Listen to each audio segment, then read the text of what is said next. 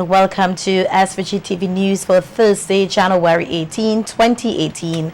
I am Rochelle Batiste with the details.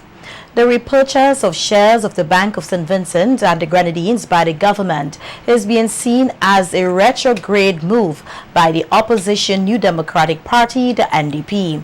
In July 2017, Prime Minister Dr. Ralph Gonsalves announced that the government was repurchasing 31% of the bank shares 7 years later after it sold them to the Caribbean Financial Holdings Limited. The transaction was expected to cost some 32.3 million EC dollars. At a media conference on Wednesday, in which he examined details of a recent report from the International Monetary Fund, the IMF, detailing the economic situation of SVG, opposition leader Dr. Godwin Friday said the IMF report highlighted what the NDP also believes, that the repurchase of the shares blocks a move which could have improved the competitiveness of the bank. If you look at page 17 of the report, their position is this. They say, and I quote, "The recent buyback of the Bank of St. Vincent and the Grenadines effectively blocks an envisaged merger which could have helped improve competitiveness through regional diversification." So they are saying that essentially, I interpret that as the move was a retrograde move. It blocks something that could have improved the competitiveness through regional diversification. After pointing out the risks associated with indigenous banks, which the Bank of St. Vincent and the Grenadines must be considered now because we own it. More than 60% of it is owned locally through central government and the National Insurance Service.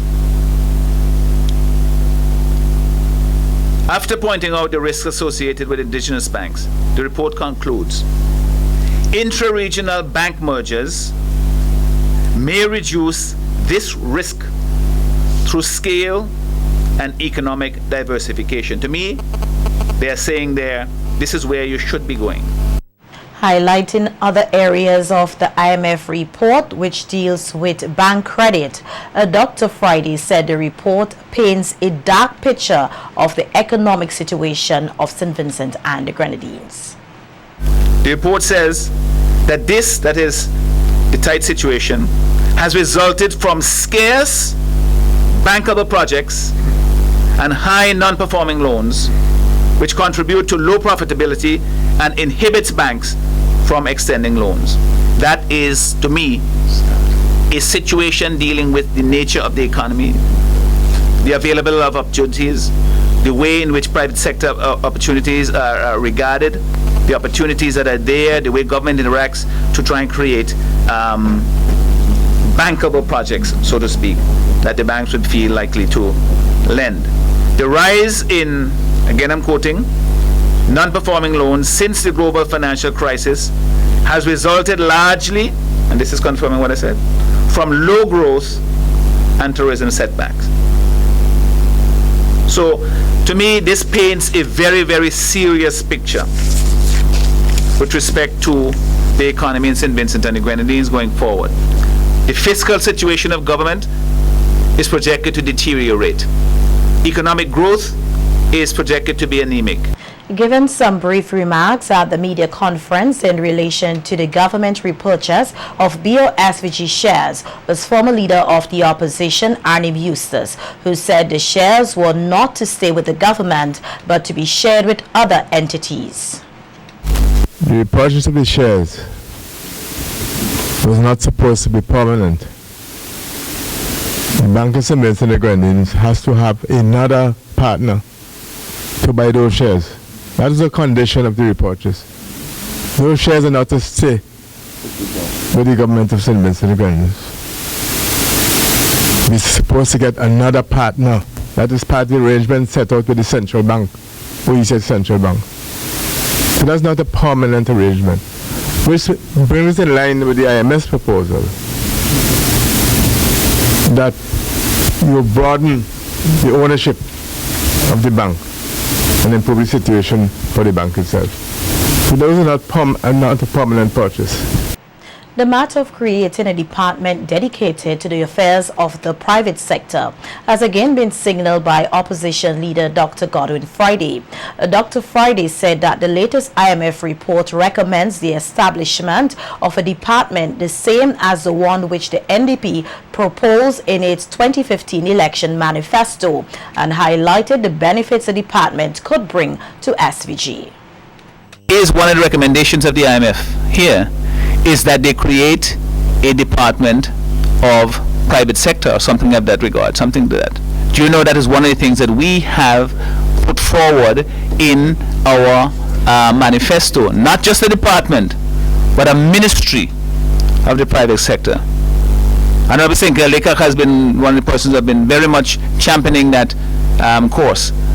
And it's something that we at the party have adopted. I see now it has gone into the report of the IMF that, and they haven't done it, but this is one of the recommendations, that you have to essentially have a streamlining of the private sector investment machinery so that you can speed these things up. You know, people don't come here with money and say they just wait until I hear the stories every day, you know, of people who want to invest, they want to do things, and they simply, if the government say yes or no, you can understand, but you simply get no response. You're treated as if you are bothering them. You know, you're a hindrance because you want to invest money. We will change that. Dr. Friday also called on the private sector to seek out more business opportunities across the OECS region. You know, give the money to the people, let them spend it, let them buy things here, let them hire people to fix the house, to change the roof. That creates jobs. Let them set up a barber shop or a beauty shop. Let them expand their business. I mean, we have so many opportunities in the OECS. This is something I've been telling my friends, especially those in the construction industry. We have free movement of people. We have an economic space in the OECS that is not being utilized. Everybody still feel that they are adrift on this raft called St. Vincent or St. Lucia or Grenada. And we wave at each other as we pass. When in fact what we should be doing is throwing each other a rope and going back and forth. So we could create synergies that will create economic opportunities throughout the region. And our people here, our business people, need to be much more aggressive in finding opportunities in St. Lucia, St. Vincent, Grenada, or elsewhere, where we can really truly realize what we are creating in the OECS as one economic space. Over the next 2 days, early childhood education officials here and other major stakeholders will be engaged in a multi-sectorial exercise to support an integrated operational framework for the early childhood development sector. Taking place at the French's House, the two-day workshop is being hosted by the Ministry of Education in collaboration with the Organization of Eastern Caribbean States, the OECS, Commission and UNICEF. Nikita Tony tells us more in this report. The OECS Commission, through the mandate of the Ministers of Education within the sub-region, has embarked on a new education sector strategy, which began in 2012 and will run up to 2021. To this end, the Commission is seeking to improve access to quality services within the early childhood development sector by bringing together key ministries and stakeholders to craft an integrated operations framework for the sector. Earlier today, Thursday, January 18th, a two-day multi-sectorial sensitization workshop kicked off here as officials of the Ministries of Education, Health and National Mobilization, along with early childhood assessors, OECS Commission representatives, and other stakeholders gathered to hold dialogue on crafting a way forward. Delivering welcoming remarks on behalf of the Ministry of Education, Education Officer for Early Childhood Education, Ethne Williams, outlined the significance of the forum. It is well understood that the early years of a child's life from birth to 8 years are critical to his or her future development. The operational framework that governs the early childhood development subsector in St. Vincent and the Grenadines was revised in 2009. However, there has since been emerging trends in early childhood development that warrants further examination of the policies. Hence the reason why we are here today. Williams further thanked all parties involved for their support in ensuring the enhancement of the early childhood development sector. We are cognizant that this pertinent issue cannot be addressed by one ministry, But what we need is a collaborative effort from all sectors in our society as well as other stakeholders. Therefore, I encourage each of you to share your experiences, expertise, and ideas in order to collectively enhance the effectiveness of this exercise. As they seek to improve access to quality services, the multi-sectoral approach, according to the OECS Commission representative, Cicera Simon, will aid in coordinating the delivery of quality services for children. The vision of this strategy that every learner succeeds. But one of the imperatives, one of those important things, one of those areas we must focus on in education is early childhood. What we are seeking to do, rather than reinventing new structures, rather than putting in additional layers, is to ensure that we come together. We come together in a more structured way. And one of those is through the implementation or the establishment, revamping of what we call an early childhood education council. The two-day exercise is being facilitated by consultant Dr. Tristy Nichols. Nikita Tony reporting for SVG-TV News. Making mention of the Education Act of 2006, Chief Education Officer Beverly Neptune pointed out that early childhood is the foundation upon which education is built. Neptune, who officially declared the workshop opened, encouraged the participants to fully engage themselves in the proceedings, as their input can aid in shaping the educational process here in SVG. Exists to establish a varied, adequate, and comprehensive education system that is characterized by excellence. To promote the education of the people of St. Vincent and the Grenadines by establishing educational institutions which will foster the spiritual, cultural, moral, intellectual, physical, and economic development of the community. To frame all educational policy so as to provide a more valid, comprehensive, and relevant educational service directly related to the changing needs of St. Vincent and the Grenadines. Ladies and gentlemen, clearly, we need to therefore examine whether the regulations and the standards that were framed or formulated some 12 years ago need to be revised. This underpins the major objectives of this forum. Your input into the operational framework that governs the early childhood subsector in St. Vincent and the Grenadines will enable us to enact changes in our policies, all in the interest of our nation's children. The general elections for a new executive to serve the St. Vincent and the Grenadines Teachers Union will be held on Tuesday, February 27th and Wednesday, February 28th, 2018. Positions up for grabs are President, First Vice President, Second Vice President, General Secretary, Assistant General Secretary, Treasurer, Public Relations Officer, and 2 committee members. The new executive is expected to serve for 2018 to 2020 and will be installed at the union's biannual convention scheduled to take place on April 5th, 2018. According to the union, nomination forms have been circulated to all educational institutions across the island. All nomination forms are expected to be returned to the headquarters of the SVG-TU tomorrow, January 19th, 2018. A meeting with importers, distributors, representatives of food outlets and all other stakeholders is expected to take place on Tuesday, January 23rd to discuss issues emanating from the ban on styrofoam products here. On May 1st, 2017, the government implemented a ban on the importation of styrofoam products used for sale or storage of food, which it said it is in the interest of public health and environmental protection. Under the regulations, any person, business or organization that fails to comply with the ban on Styrofoam is guilty of an offense and is liable on summary conviction to a fine of 5,000 EC dollars or imprisonment of 12 months or both.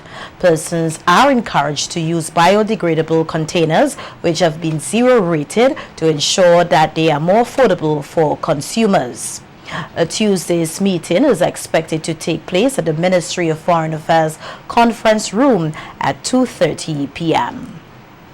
The 196th Conference of the Caribbean District of Methodist Churches continues with an ordination ceremony this evening at the Kingston Methodist Church. Under the theme Renewed in Christ, Committed to the Caribbean, the conference began on Monday, January 15th and will run until Wednesday, the 24th of January, and brings together ministers, members and delegates from across Latin America and the Caribbean. Superintendent of the Kingston to Chateaubriand Circuit, Reverend Adolph Davis, said participants have been engaged in activities which highlight the importance of delivering ministry at a high standard. It has been going fairly good so far. The hosting part, the initial feedback we have gotten has been very wonderful. I think the guests of St. Vincent have really felt a warm and wonderful reception, and they've all so far given very positive reviews. We have been looking at, of course, our ministry so far. The first part of the conference is where we look at ministerial issues and trying to see how we can really ensure we function in a way to have a high standard of ministerial practice. And so, we're trying to make sure where there are issues we are able to address them. And then tonight we have the ordination service. The two ordinands, the two persons would be ordained, getting ready. They would have been in retreat briefly today and yesterday, and would be more than ready this evening to make a public commitment to the Lord to really serve Him in full-time ministry for the rest of their years, we hope. Reverend Davis said that another of the highlights of the conference is to have ministers visit all 26 Methodist churches across the island.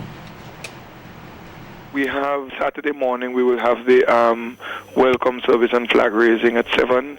And then Sunday afternoon, we have the grand conference service, which is the official service of the conference. Sunday morning in all of the congregations, the services are either 7 or 9, and we will have visiting ministers taking the pulpit in all of our congregations, all 26 of our congregations across St. Vincent. Then on Tuesday we have what we call a public forum, and then we end on Wednesday with a reception hosted by the Prime Minister and a small cultural kind of an evening. According to Reverend Davis, the Methodist Church continues to be a catalyst for change and education here in SVG. Oh no, the Methodist Church historically and currently is really a very important community in the life of our nation and our community. Historically, we know that the Methodist Church has been a major contributor to the educational development and to literacy and to advocacy for those who are less fortunate. And then we also have in our own current reality, I think the Methodist Church continues to provide St. Vincent and the Grenadines with some very outstanding servants, public servants, business people who have excelled and who have really tried to, enable their faith, use their faith to enable how they function. And that, by and large, I think spoke and speak to a certain quality of representation in our nation that they've done. No doubt we are not perfect, but we are really working towards ensuring that our witness is far more impeccable and our contribution to nation building is even stronger. In other news, 2 Vincentian nationals and a Barbadian have been remanded to prison after appearing in court in relation to drug seizure in Barbados on Sunday. According to the Barbados Nation newspaper, 15 polythene bags and 2 taped packages containing 768.24 pounds of cannabis off the coast of St. Lucie were found. Police arrested 36-year-old Barbadian Dylan Colville and Vincentian's 25-year-old Kenrick Kevin John and 32-year-old Kieran Anjay Walters.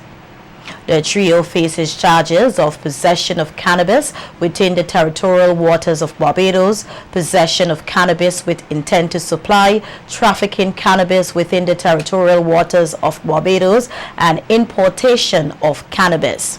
The men appeared before Magistrate Wanda Blair in the Holtown Magistrate Court today and were remanded into custody. The 2 Vincentian nationals are expected to return to court tomorrow. And the police here are investigating a shooting incident in the Rockies area last night. According to reports, around 7:45 p.m. last evening, 23-year-old Shafiel Moore of Enams was on his way to a shop with his 2-year-old daughter when he was approached by a masked gunman who opened fire. Moore was reportedly shot on the left side of his face and was taken to the Milton Cato Memorial Hospital, where he is said to be in stable condition.